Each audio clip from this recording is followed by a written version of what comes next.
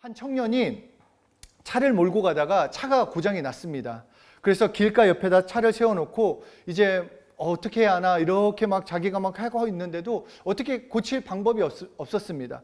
그런데 차를 몰고 지나가던 한 노신사가 그 차를 옆에다 세워놓고 청년에게 다가왔습니다. 젊은이, 내가 이 차를 한번 살펴봐도 되겠습니까? 라고 얘기를 하자 청년이 그 한번 보세요 하자 차를 이렇게 본넷을 열고 이렇게 하더니 얼마 지나지 않아 차에 시동이 걸렸습니다. 그러니까 이 광경을 지켜보던 청년이 이 노신사에게 얘기했습니다. 어르신, 저도 이 자동차 정비사인데 어떻게 고쳐야 할지 이게 할 수가 없었는데 어떻게 이렇게 순식간에 고칠 수 있었습니까? 라고 얘기하자 그 노신사가 얘기를 했습니다.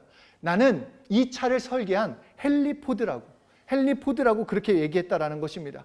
그렇기 때문에 내가 만들었으니까 무엇이 문제인지 뭐가 아닌지 이것을 쉽게 어떻게 고쳐야 할지 알 수 있었다라는 것입니다. 우리도 마찬가지로 우리가 갖고 있는 전기 제품이나 어떤 것들이 고장이 나면 그냥 서비스 센터나 AS를 맡깁니다. 그냥 왜냐하면 거기서 만들었기 때문에 그냥 쉽게 고쳐주고 어떻게 고쳐야 알기 때문입니다. 마찬가지로 내가 정말로 행복하게 그리고 소망이 넘치는 삶, 능력 있는 삶을 살기 원한다라고 한다면 다른 데가 아닌 나를 만드신 하나님께 귀를 기울여야 합니다. 나의 시선이나 나의 마음이나 진짜로 내가 살기 원한다면, 나에게 문제가 생기고 어려움이 있고 도움이 필요하다면 다른 데로 달려가는 것이 아니라, 다른 데 기웃거리는 것이 아니라 결국 하나님 앞에 나와야 합니다. 하나님만이 나의 문제를 아시고 나에게 도움을 주실 수 있는 그 진짜 하나님이시기 때문입니다. 그래서 이 성경은 하나님의 엄청난 권세의 말씀이지만 한편으로는 인간을 향해 정말로 날마다 너희를 사랑하고 나에게 돌아와라, 나에게 와라, 내 말을 들어라, 너희가 살 길은 여기 있다, 우리에게 계속 호소하시는 사랑의 편지라고도 우리는 볼 수 있는 것입니다. 그것은 하나님께서 내가 누구인지, 어떻게 살아야 할지, 무엇으로 살아야 하는지 계속해서 알려주고 계시며 우리가 진짜 그것을 깨닫길 원하시기 때문입니다. 그래서 창세기 2장 7절을 통해 하나님께서는 인간이 누구이신지에 대해서 정확하게 말씀하고 있습니다. 그냥 이 말씀을 들을 때 우리는 많이 들었어, 알고 있어, 이렇게 생각하지 말고 깊이 이 말씀을 묵상해 봐야 합니다. 그래서 내가 누구인지에 대해 세상은 아무런 대답도 하지 못하지만 이 말씀으로 정확하게 나를 만드신 하나님께 내가 누구인지, 어떻게 살아야 하는지, 하나님은 뭐라고 말씀하시는지 내가 정말로 나의 것으로 받아 누려야 하는 것입니다. 그리고 내가 누구인지 알 때 비로소 어떻게 살 것인지, 무엇으로 살아야 하는지, 왜 사는지까지 알게 된다는 것입니다. 창세기 2장 7절 우리가 함께 읽었던 이 말씀이 여호와 하나님이 땅의 흙으로 사람을 지으시고 생기를 그 코에 불어넣으시니 사람이 생명이 되니라. 그러니까 다시 말해서 인간은 하나님이 만드신 피조물이다, 하나님이 창조하셨다라고 말씀하신 것입니다. 이것이 정말로 중요합니다. 우리의 믿음의 시작은 여기서부터 시작되는 것입니다. 하나님이 나를 만드셨다, 하나님이 나를 창조하셨다, 하나님께서 만드셨기 때문에 나를 어떻게 만드셨고 나를 어떤 존재로 왜 만들었는지 하나님만이 알고 계시는 것을 우리에게 알려주시는 것입니다. 그러니까 진짜 이것이 나의 믿음이 될 때 우리는 하나님의 말씀에 귀를 기울일 수가 있습니다. 하나님이 나를 만드셨다는 것을 믿으면 그때부터 하나님께 도움을 구할 수 있는 것입니다. 하나님께 매달리게 된다는 것입니다. 그리고 두 번째, 하나님께서 우리를 만드셨는데 무엇으로 만드셨는가? 흙으로 만드셨다는 것입니다. 그런데 이 단어를 보면, 히브리어 원어로 보면 흙에서 나온 먼지, 그러니까 먼지로 인간을 창조했다라고 말씀을 합니다. 그러니까 우리가 이것도 좀 생각해 봐야 합니다. 그러니까 우리끼리 아무리 잘나고 좋은 옷을 입고 명예가 있고 많은 것을 누린다고 할지라도 모든 인간들은 먼지로 지어졌다는 것입니다. 아무리 잘난 척해도 먼지일 수밖에 없습니다. 그래서 부자건 아니건 명예가 있건 없건 이것이 아니라 모든 인간은 늘 두려움과 염려, 고통, 그런 걱정, 근심으로 살아갑니다. 왜냐하면 먼지로 만들어졌기 때문에 늘 삶 가운데 두려움이 찾아올 수밖에 없다는 것입니다. 그래서 먼지로 창조됐다, 이것을 우리에게 말씀하시는 거, 너 이렇게 연약하다라는 것입니다. 너 이렇게 부족하다, 이 너의 존재를 깨달으라고 우리에게 말씀해 주시는 것입니다. 그 다음에 세 번째로 하나님은 그러나를 붙이시는 것입니다. 너 먼지로 내가 창조했는데 그러나, 인간은 먼지이지만 하나님께서 인간에게 생기를 불어넣으심으로 하나님과 더불어 살 수 있는, 하나님의 능력을 받을 수 있고 하나님의 사랑을 받을 수 있는, 하나님의 보호를 받을 수 있는 영적 존재로 내가 만들었다라는 것입니다. 그러니까 말씀을 통해 우리에게 알려주시는 것은 무엇인가? 연약하면 가장 연약할 수밖에 없는 먼지로 창조했지만 거기에 생기를 불어넣음으로써 너는 영적 존재다. 우리 인간은 영적 존재라고 알려주시는 것입니다. 이 말씀은 인간이 이 땅의 육체의 삶을 살아가는 것들, 그러니까 이 땅 위에서 우리가 살아야 하는 삶도 있지만, 그러나 하나님과 더불어서 하나님과 교제하지 않고서는 살 수 없는 존재로, 정말로 반쪽 인생이 아닌 아주 약한 먼지로밖에 살 수 없는, 하나님과 관계없이 살면은 늘 두려움과 고통 가운데 살 수밖에 없는 그런 존재로 만들어 놓으셨다라는 것입니다.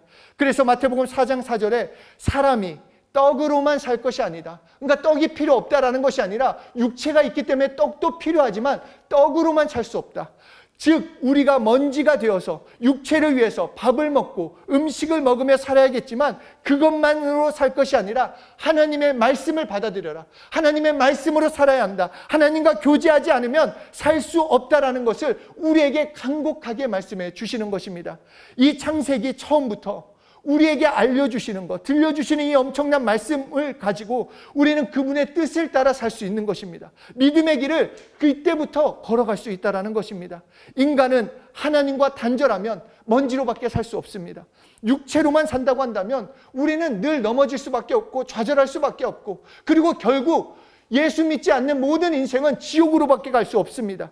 그렇기 때문에 두려운 것입니다. 앞에서도 계속 말했지만 결국 먼지로만 살면 염려와 걱정, 진정한 평안, 생명, 기쁨, 감사 아무것도 누리지 못한 채 내가 명예가 있다 할지라도, 물질이 있다고 할지라도 그 불안과 두려움으로 살 수밖에 없는 것입니다. 그래서 예수님은 이렇게 말씀하셨습니다. 마태복음 6장 33절에 그런즉 너희는 먼저 그의 나라와 의를 구하라.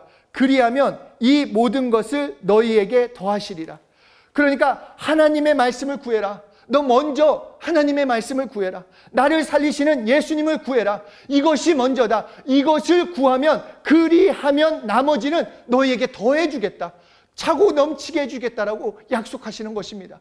우리의 이 하나님의 방법, 하나님의 순서를 우리가 뒤바꿀 수 없습니다. 먼저 그의 나라와 의를 구하는 것, 하나님의 말씀과 예수님을 구하는 것, 이것이 먼저가 될 때 그 나머지 이 땅에 필요한 것들은 하나님께서 공급해 주시고 채워 주시겠다라는 것입니다. 이 창세기 1장을 보면 하나님께서 인간을 흙으로 지으셨기 때문에 육체를 가지고 사는 존재이기에 이 땅을 인간이 살 수 있는 환경으로 만들어 주십니다. 하늘을 만드시고 땅을 만드시고 씨 맺는 채소와 열매 맺는 나무를 만드시고 해와 달을, 별을, 물속의 물고기들, 공중에 나는 새, 육지에 거하는 짐승들을 다 만드셨습니다. 그렇게 다 만드시고 나서 인간을 마지막에 창조하셨다라고 말씀하고 있습니다. 그리고 이렇게 모든 것을 만들어 놓으시고 창세기 1장 28절에는 너희가 이 모든 것을 다스려라. 그리고 더 나아가 29절에는 내가 너희에게 이 모든 것을 주어버리겠다. 그러니까 너 마음껏 이 땅의 것을 누리며 살아라 말씀하고, 그렇게 말씀하시더니 2장에 넘어가자마자 우리에게 다시 하시는 말씀이 이것으로만, 그러나 이것으로만은 살 수 없다라는 것입니다. 1장에서 그 모든 것, 풍요로운 그 에덴 동산의 모든 것을 지어놓으시고 너희 거다, 누려라 말씀하시고는, 그러나 2장에서는 그러나 그것으로만은 살 수 없다, 그것으로만은 사람이 살 수 없다라고 말씀을 하고 있다는 것입니다. 창세기 1장은 이 땅에서의 생활을 중심으로 쓰여졌다면 창세기 2장은 영적 생활에 대해서 쓰여진 것입니다. 그러니까 영적 생활을 부여하신 하나님의 뜻이 무엇인지 우리에게 보여주신다는 것입니다. 사람은 떡으로만 살 것이 아니라 바로 하나님과 교제하며 하나님의 말씀으로 살아야 한다는 것을 이 말씀을 통해서도 우리에게 알려주신다는 것입니다. 하나님이 보실 때 빵으로만 우리가 살 수 없는 것을 아시기 때문에 명예로만, 이 땅에서의 생활, 문화, 어떤 다른 것으로만 살 수 없는, 인간은 존재할 수 없다라는 것을, 행복할 수 없다라는 것을 알고 있기 때문에 하나님께서는 우리에게 영적인 것을 먼저 소유하고 누려라라는 것을 말씀해 주고 계십니다. 그래서 인간에게 하나님께서 영적 생활을 할 때 꼭 가져야 할 것에 대해서 정말로 그것에 대해서 말씀하고 계십니다. 그 첫째가 영적 부유입니다. 영적 부유. 문화 생활은 우리가 노력하면 문화 속에서 정말 수고하고 노력하면 얻을 수 있는 것들이 있습니다. 누릴 수 있는 것도 있고 입을 것도 다 얻을 수 있습니다. 그렇지만 하나님께서 불어넣으신 생기가 우리 안에서 생명을 얻고 살려면 먼저 영적 부유를 소유해야 한다는 것입니다. 다윗은 이것을 시편 23편에 고백하기를 여호와는 나의 목자시니 내가 부족함이 없으리로다. 저가 푸른 초장으로 나를 인도하신다 라고 말씀하고 있습니다. 푸른 초장으로 나를 인도하시고 쉴 만한 물가로 인도하신다고 했을 때 이것은 단순히 어떤 밥을 준다, 어떤 명예를 준다 이것이 아니라 내 영혼에 하나님의 영적 부유함이 공급되었을 때만이 할 수 있는 고백이라는 것입니다. 내 상황이 지금 정말 어렵고 힘들고 정말 낙담일 수밖에 없을 것처럼 보일지라도, 그것이 실제인 것처럼 나타나 보일지라도 내가 영적 부유만 있다면 나의 시선이 바뀌고 나의 마음가짐이 달라지고 하나님의 도우심을 구체적으로 경험할 수 있다는 것입니다. 그래서 요한3서 1장 2절에서는 영혼이 잘됨과 같이 우리의 영혼이 잘됨과 같이 범사가 잘되고 강건하여지기를 원하노라. 요한복음 6장 63절에는 살리는 것은 영이다 라고 말씀하고 있습니다. 이 땅의 물질이나 명예, 문화가 우리를 편리한 생활을 해줄지 모르지만 우리는 살리지 못합니다. 우리를 건져내주지 못합니다. 우리에게 진짜 행복, 진짜 평안, 진짜 기쁨, 우리가 좋은 대학에 갔을 때 그 기쁨이 얼마나 갑니까? 우리가 무엇에 합격했을 때 그 기쁨이 얼마나 오래 가냐 하는 것입니다. 물질이 처음에 많이 생겼을 때는 감사하지만 그 시간이 지나가면 더 큰 물질에 대한 갈급함이 생길 수밖에 없다는 것입니다. 진정한 평안, 진정한 기쁨, 진정한 감사, 진정한 능력은 바로 영적인 부유를 통해 우리는 누릴 수 있다는 것입니다. 그래서 마태복음 5장 3절에 심령이 가난한 자가 복이 있다.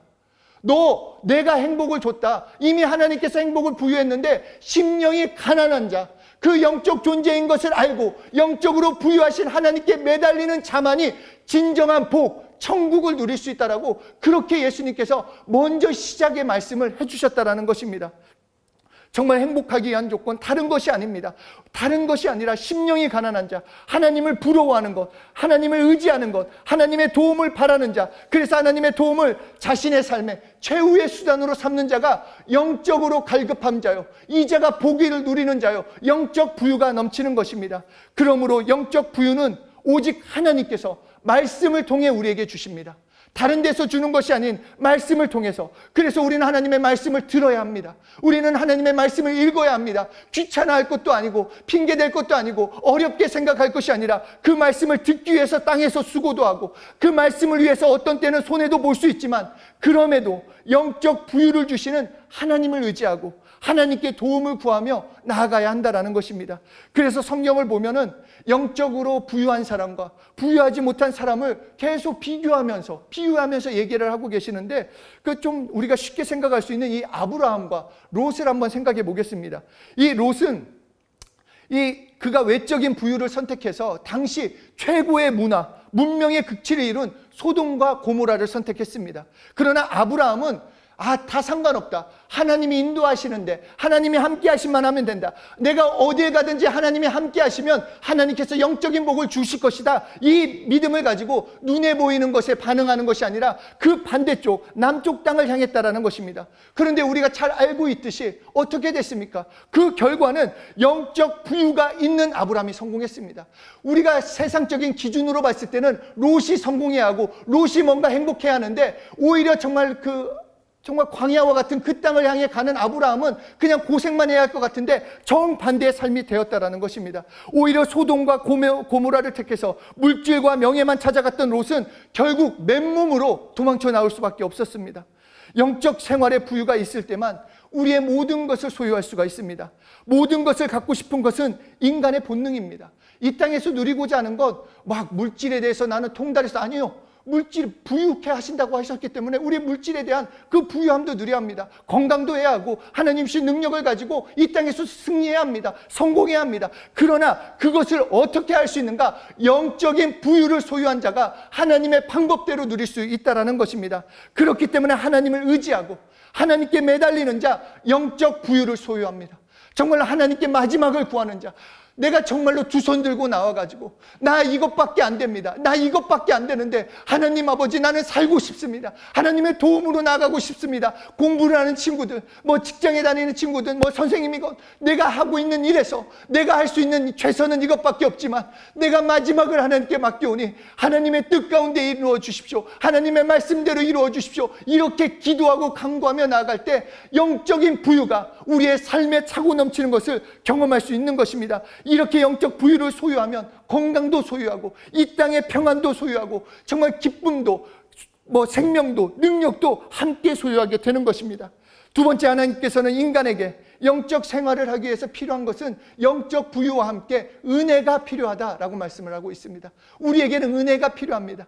우리는 은혜, 우리 이따가 우리 석준 형제가 오늘 저랑 이렇게 얘기를 나눈 것도 아닌데 은혜로 특송을 준비하더라고요. 정말 은혜가 필요합니다. 은혜가. 그러니까 은혜는 그대로 해석하면 값없이 주는 선물. 그러니까 이게 잘 생각하셔야 합니다. 우리가 값 주고 살 수 없을 만큼 크기 때문에, 이것은 우리가 어떻게 구할 수 없기 때문에 주시는 선물이라는 것입니다.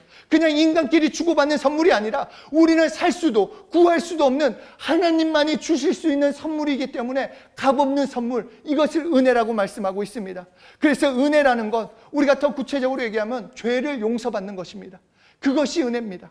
그러니까 우리 인간은 먼지로만 살겠다라고, 내 멋대로 살겠다라고, 하나님과 관계없이 내가 하나님 되고자 해요 하나님과 관계를 끊어버렸습니다. 그리고 스스로 살려고 하는 그 사람에게 하나님은 그럼에도 인간을 살리기 위해서, 그 죄를 용서하시기 위해서 독생자를 이 땅에 보내시고 그 피 흘려 죽게 하심으로써 그를 믿는 자마다 살리신다라는, 그 피를 의지하는 자마다 용서하신다는 그 은혜를 베푸셨다라는 것입니다. 나는 은혜를 많이 받았어요. 나는 은혜를 누리고 있어요. 이 고백은 무엇이냐? 나는 용서받았습니다. 나는 엄청난 용서를 받았습니다. 내가 죽어도 갚을 수 없는 그 용서를 받았습니다 하는 고백과 똑같다라는 것입니다.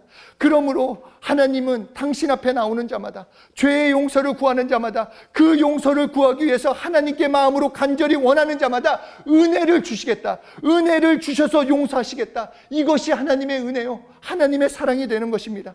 하나님의 용서, 이 용서를 받지 않고서는 우리는 살 수가 없습니다. 우리의 연약함 알지 않습니까? 하루에 얼마나 이 마음이, 그리고 내 입이 얼마나 거칩니까? 이 생각했다가 이런 말 했다가 막 정말 하나님을 찬양한 입이 또 부정적인 말하고, 내 마음에 하나님의 마음이 아닌 인간적인 마음, 세상적인 마음, 부정적인 마음으로 그냥 왔다 갔다 할 때가 얼마나 많이 있습니까? 이때 내가 용서받지 못하고 그냥 이대로 방치된다고 한다면 내가 어떻게 살 수가 있겠습니까? 하나님의 도움은 어떻게 받을 수 있겠습니까? 그런데 하나님께서는 그 죄를 회개하면 용서해 주시겠다라는 것입니다. 어제 유스 성경 공부에서 마지막에 총장님께서 이런 말씀을 해주셨습니다. 하나님의 관심은 내 죄에 있지 않다. 하나님의 관심은 우리의 죄에 있지 않다라는 것입니다. 우리의 죄에 있지 않고 나에게 와 있는 예수 그리스도의 피에 있기 때문에 하나님의 사랑은 나에게서 피를 보심으로 나를 용서하시고자 하는 하나님의 사랑이다 라고 말씀하시는데, 이것이 얼마나 놀라운 사랑입니까? 정말로 나의 죄를 보고 싶으신 게 아니라 하나님의 관심은 나에게 용서를 주길 원하신다라는 것입니다. 나를 살리길 원하신다라는 것입니다. 그렇다면 너 회개해라. 내가 피를 흘렸으니까 그 피를 의지하고 회개해라. 그러면 용서로 갚아주겠다. 이것이 은혜를 누리는 삶입니다. 다른 데에서 은혜를 구할 필요가 없습니다. 내 감정에 의해서 눈물 흘렸다고 은혜 받는 것이 아니라, 내 감정은 메말랐다 할지라도, 지금 마음은 어떻다 할지라도 그 피를 의지하고 그 피를 시인하고 회개하고 나아갈 때 정말로 그 하나님의 용서, 그래서 내가 죄를 내놓은 만큼 용서를 주시기 때문에 죄가 더한 곳에 은혜도 더하다라고 우리에게 말씀해 주셨다라는 것입니다. 세상은, 샤머니즘은 돈을 내고 용서를 얻는다라고 말해주고 있지만 다 그거 거짓말인 거 알지 않습니까? 다른 종교는 모두 말하기를 선행을 해놓으며 선한 행위를 내놓으면 용서받는다고 말하지만 어떻게 무슨 선한 행위, 인간이 무슨 선한 행위를 합니까? 용서는 오직 하나님 앞에 자신의 죄를 내놓을 때, 그 피를 의지하고 회개할 때 은혜로 용서를 누리게 되는 것입니다. 그렇기 때문에 이 용서라는 것이 그래서 선물입니다. 은혜라는 것이 그래서 선물이 되는 것입니다. 영적 생활, 은혜의 생활, 이것은 이 용서가 매일매일 매순간 철철 흘러넘치는 그 생활이 되는 것입니다. 마지막으로 세 번째, 하나님은 이런 사람은 결실을 맺어야 한다라고 말씀하고 있습니다. 다시 말해서 이런 영적인 부유를 누리는 사람, 은혜를 누리고 있는 사람은 결실을 할 수밖에 없다라는 것입니다. 이 사람은 열매를 분명히 맺게 된다라는 것입니다. 나무가 열매를 맺고 결실을 맺듯이 농부가 나무를 심을 때 열매를 보고 싶어서 심는 것처럼, 결실을 얻고자 심는 것처럼, 하나님께서는 우주를 창조하시고 우리를 만드셨을 때 하나님이 원하시는 결실이 있었다라는 것입니다. 하나님은 바로 우리를 통해 결실하기를 원하십니다. 그래서 마가복음 4장 26절 이하에서도 말씀하시길 싹이 나오고 이삭이 나오고 결실하면 추수하겠다라고 말씀하셨고, 요한복음 15장 1절에서 하나님은 농부시라, 하나님의 농부라면 그 농부가 나무를 심었을 때 열매를 얻고자 하는 그 뜻이 있음을 우리에게 알려주시는 것입니다. 그런데 하나님은 우리에게 영적 생활을 하는 자, 영적 부유가 넘치는 자, 은혜를 누리고 있는 사람에게 결실해 주시겠다라고 약속해 주시는 것입니다. 결실의 그 성경적 원 의미를 알면은 너무너무 행복하실 거예요. 그 의미가 뭐냐면 기한 전에 떨어지지 않는 축복. 이 결실이라는 건 기한 전에 떨어지지 않는다. 기한 전에 절대로 떨어지지 않는 축복을 결실이라고 하는 것입니다. 그러니까 정말로 우리가 하나님과의 관계가 바로 되어 있어서 영적 생활의 축복을 받고 있다는 것을 정확하게 깨닫고 영적 부유를 누리며 정말 그 은혜를 누리면 내 삶에서 병들까 봐 걱정할 필요가 없습니다. 물질 때문에 자유하십시오. 내가 정말 가난하게 되면, 망하게 되면 결실 전에는 안 떨어진다라고 분명히 말씀하셨습니다. 하나님이 책임져 주십니다. 그러니까 우리는 더 은혜를 구하는 것이요, 영적 부유를 구하면 되는 것입니다. 하나님이 열매 맺게 해주실 것이기 때문에. 그래서 나는 포도나무요 너희는 가지다. 내가 열매 맺게 해주겠다. 네가 아무리 애써봤자, 가지가 아무리 애써봤자 무슨 열매를 맺냐? 그 진액을 받고, 그 나무의 진액을 받고 열매를 맺는 것처럼 나를 믿어라, 나를 신뢰하라, 나한테 맡겨라. 그러면 열매를 맺게 해주시겠다라는 것입니다. 그래서 기한 전에 떨어지지 않는 것, 이것이 우리에게 놀라운 축복이라는 것입니다. 그리고 그 복을, 우리에게 주신 복을 또한 지속시킬 수 있는 능력까지도 우리에게 주시겠다라는 것입니다. 그렇기 때문에 우리 믿는 자들 기한 전에 떨어지지 않습니다. 문제 생기지 않습니다. 물론 어려움과 물론 힘든 가운데 있을 수도 있습니다. 그러나 그것을 우리 망하지 않습니다. 오히려 그것은 응답 제목이 되는 것입니다. 하나님께 가지고 나아갈 나의 기도 제목이요, 응답 제목이 되고 더 큰 풍성한 열매를 맺을 수 있다는 것입니다. 예수 믿는 우리는 죽음의 두려움에서 벗어날 수 있고 우리의 모든 믿음의 그 환경과 상황의 가운데, 그 어려움 상황 가운데, 두려움의 상황 가운데 이겨낼 수 있습니다. 그러므로 나는 영적 존재예요. 영적으로 가난한 자임을 깨달아야 합니다. 그리고 나를 만드시고 영적인 부유를 주시는 하나님께 도움을 구해야 합니다. 그냥 하나님께 철판 깔고 나가셔야 합니다. 그냥 체면 없이, 체면, 내 모습 봤을 때는 정말 이 부족하고 연약하고 이거는 이제 끊어버려야 합니다. 원래 부족합니다. 원래 연약합니다. 우리는 완벽하지 않습니다. 연약하고 정말 죄 가운데밖에 그냥 원래 본질상 진노의 자녀라고 한 것처럼 그런 사람들입니다. 그렇기 때문에 은혜가 필요한 것입니다. 하나님께 그냥 나아가 하나님께 도움을 구하는 것입니다. 하나님께 도움을 붙잡고 그 말씀을 붙잡고 살아야 할 때, 그때 비로소 기한 전에 절대로 떨어지지 않고 열매를 맺는 삶, 이것이 영적 부유가 넘치는 삶을 살게 된다라는 것입니다. 영적인 복이 먼저입니다. 여러분, 다른 생각 갖지 마시고 내가 오늘 말씀을 붙들고 나아가는 것, 영적인 부유가 먼저다. 그리고 영적인 부유는 하나님만이 주신다. 나는 영적인 부유가 필요하다. 그것을 계속 시인하고 고백하고 하나님께 맡기고 나아갈 때 이 땅 가운데 삶도 하나님이 풍성케 하시는 것을 함께 누릴 수 있는 것입니다. 오늘 이 하나님의 말씀을 바로 받아들여 영적인 복을 누리시는 한 분 한 분 되시길 소원합니다. 그분이 약속하신 대로 부유가 넘치는 생활, 은혜가 넘치는 생활, 그리고 결실하는 그런 놀라운 삶을 사시는 한 분 한 분이 되시길 예수 이름으로 축복합니다.